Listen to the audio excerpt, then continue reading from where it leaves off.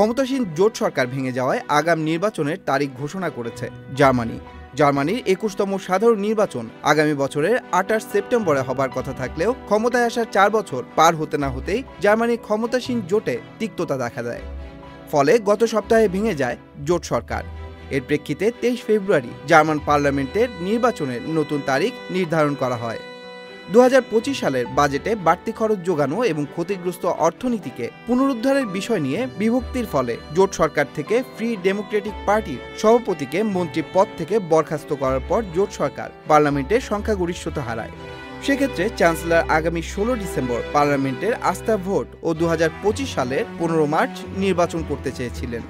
তবে প্রধান বিরোধী খ্রিস্টান ডেমোক্রেটিক ইউনিয়নের সাথে আলোচনার পর নতুন নির্বাচনের তারিখ ঠিক করা হয় ২০২৫ সালের ২৩ ফেব্রুয়ারি। তার আগে ১৬ ডিসেম্বর পার্লামেন্টে আস্থা ভোট হবে। জার্মানিতে জোট বেঁধে সরকার গঠনের রেওয়াজ দীর্ঘদিনের। ২০২১ সালের ২৪ সেপ্টেম্বর জার্মানি ২০তম নির্বাচনের পর দীর্ঘ ১০ সপ্তাহ দলগুলো নিজেদের মধ্যে আলোচনা করে। পরবর্তীকালে ৩টি দল জোটবদ্ধভাবে ৪ বছর সরকার চালাতে একমত হয়। কিন্তু ৪ বছর পার হতে না হতেই এই জোট সরকার ভেঙে যায়। আগাম নির্বাচনে খ্রিস্টান ডেমোক্রেটিক ইউনিয়নের সভাপতি ফ্রেডরিক মার্জের চ্যান্সেলর পদে মনোনয়ন পাওয়ার সম্ভাবনা রয়েছে। Tanmoy Mahmud, channel I online.